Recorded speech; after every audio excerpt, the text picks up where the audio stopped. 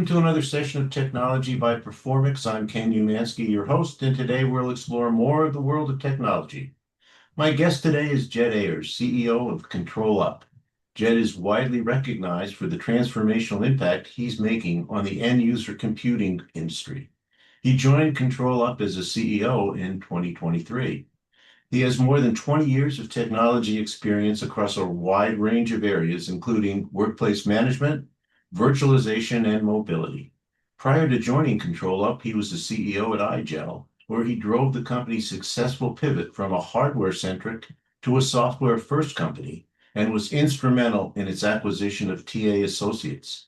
Before iGel, he was the Senior Vice President of Worldwide Marketing for AppSense, where he helped the company rebrand and achieve rapid and sustained MCPC, a $300+ million solutions provider in Cleveland that achieved rapid and sustained growth and was acquired by Logicalis. Jed holds a BS in Business Administration from Sonoma State University and an MBA from San Francisco State University. Welcome, Jed, and thanks for joining me today. I'm really anxious to learn more about what you're doing at ControlUp. And I'm sure my audience feels the same way. So let's get started. But before we do, if we could before we get on with some questions, I should say, and after reading more about your company, if you could give my audience a little understanding of what DEX is all about. Yeah, well, thanks, Kenneth. Really great to be on your podcast. Honored to be here. And yeah, DEX, it's another three-letter acronym. I think we love these in IT, right? So just another one, although it's fun to say DEX, right? It's digital employee experience, and it's really a whole emerging category around really elevating that employee experience. Whatever device they may be on, whatever apps they may be on, trying to make sure that that is frictionless and high fidelity and that they can really just get their work done without a whole lot of back and forth with IT, opening trouble tickets, being frustrated with login times or apps that don't behave the way they should. And so, yeah, it's a very exciting category. It's really becoming a centerpiece around how in large organizations are thinking about modernizing how they look at their end user compute estate and manage a modern workspace, which of course by definition is hybrid, right? You have lots of people working from anywhere, and they don't have IT right down the hallway to kind of come to their rescue.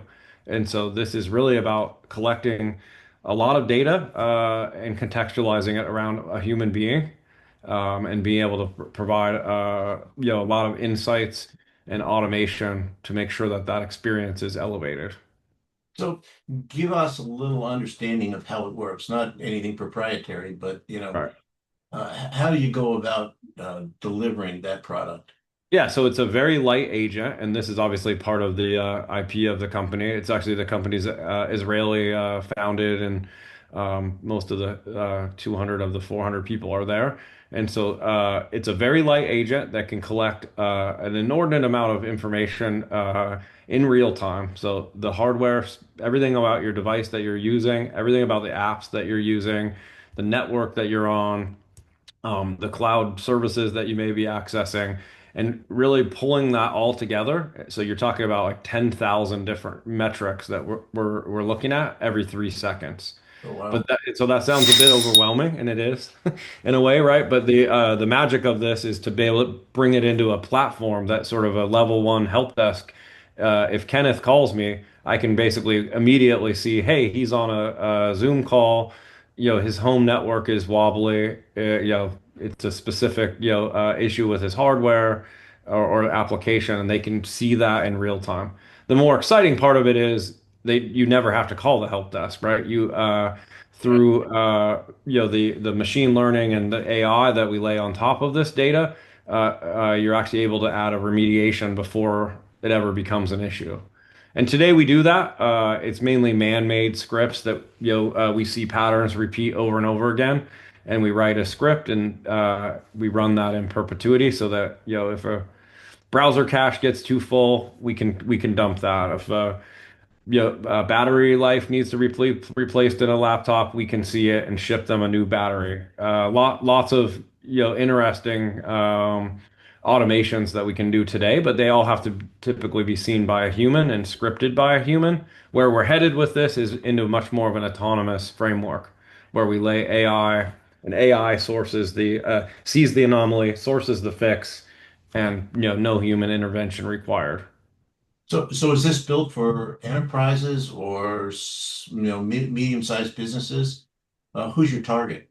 So our origin story is one which was very product led, and I don't think I really truly grasp what people say product led, founder led, what that meant. But this company was sort of started as a product that you could download to find and solve your issues with virtual desktop, which if anybody on this call has ever worked behind Citrix or VMware, this is a very fragile, hard to get to a stable and high fidelity state, but it's used pervasively in finance, insurance, retail, any place that's regulated where you can't have data on the endpoint.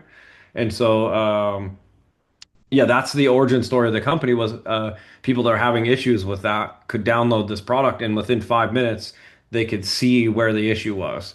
And so we really actually started to serve a huge swath of the market. Most of the players in this category are really upmarket, only in the enterprise, in the largest estates of PCs in the world. We actually have managed to go because of our origin story of kind of this very fast time to value. We have a couple thousand customers, and many of them are in that sort of mid-market space, which is about actually a bit underserved, I would say, for this DEX technology, where the major players have focused on the very largest companies. Okay. Um, so you started talking about AI. What's the impact of AI on DEX?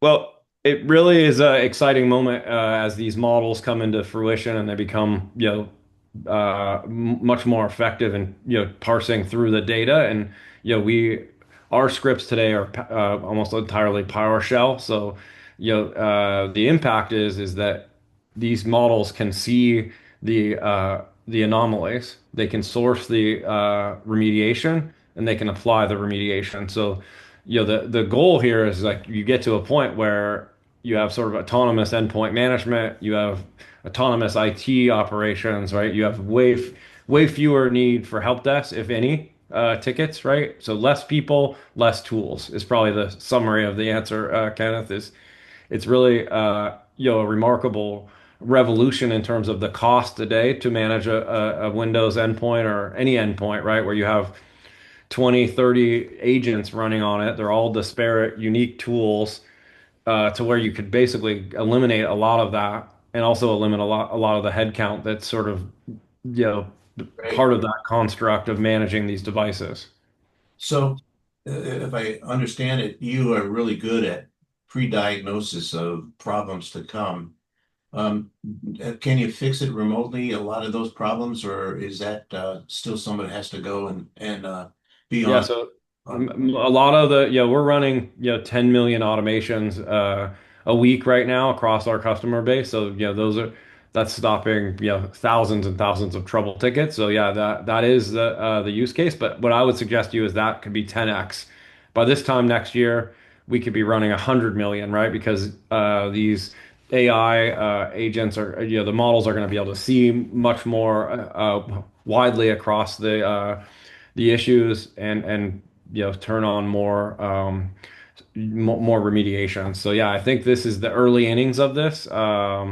But yeah, it's a journey for every organization, and I think what's been helpful is Gartner, who as you think about building an enterprise software company, this is a gift for any CEO. They came out with a quadrant which is really good. We did very well in the inaugural quadrant back in September of 2024. They came out with another one 2 weeks ago, so less than 9 months in between the published date. That's how fast the market is moving. And we did even better in that quadrant, moved up significantly to the right in the leader quadrant. So yeah, I think the goal for any enterprise today is just to embark on these journey, right? That you need to get centered on a data set, a platform. And you asked about remote control. That actually is a big part of what we build into the platform. A lot of organizations have multiple remoting tools.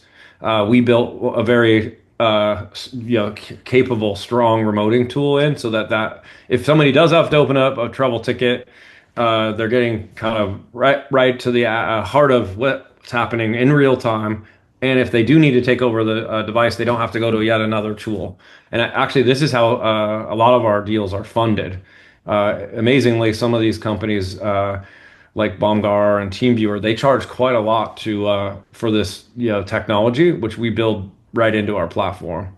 In fact, TeamViewer just bought one of the players in this space for that very reason. They bought a company called 1E in December um, because yeah, we've been part of the thesis of this when you put one of these platforms in is tool replacement, right? Take out three or four of these discrete legacy endpoint management tools that may have an agent on the device and just be another tool that you have to manage. Um, Congratulations, by the way, on your Gartner test results. That's terrific. Yeah, we're excited. It's an open category, but it's very interesting because you have $5 billion plus companies that are below the line, right? That aren't in the leader quadrant. And so it's pretty fun for us to be kind of a scrappy, smaller company and really leading the charge and defining and leading the category. That's great. Um, Share a use case, if you could, of a company that's benefiting from DEX. Sure. I would probably, healthcare and finance are two big verticals that we play in. BlackRock is a very large customer, and they are using the product to manage about 70,000 endpoints. Some of them are virtual, some of them are physical. Um, they took out a number of other products. They took out ServiceNow, they took out Tanium, and they took out a Citrix analytics product when they brought our product in. They're using our data to enrich ServiceNow and Intune. So when you open up a trouble ticket, you're getting the real-time data sitting alongside the ticket.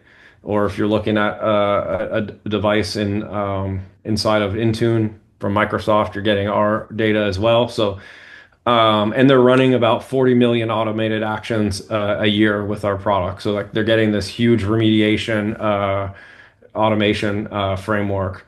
So yeah, I think that's probably a good example. And they have about 300 people that are logging in every day that are using, either they're using our and accessing our data and getting value out of it in their IT organization.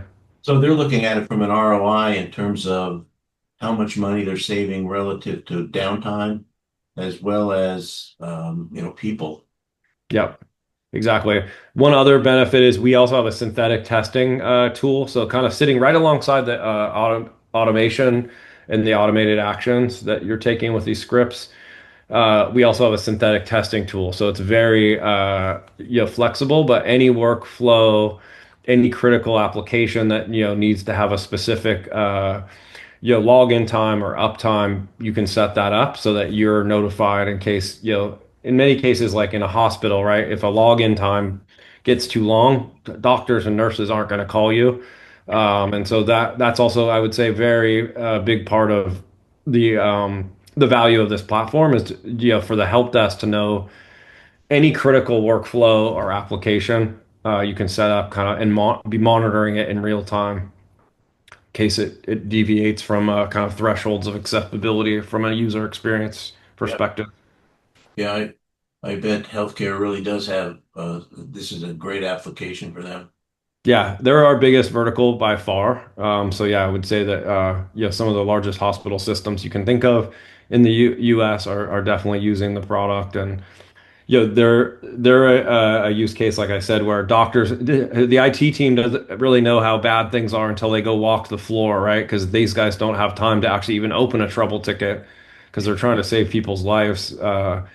And they're very customer facing. Retail is also another big vertical for us, where you have these kind of customer facing employees where they just don't have the time to open a trouble ticket. So these kind of automated remediations and monitoring is can really be helpful.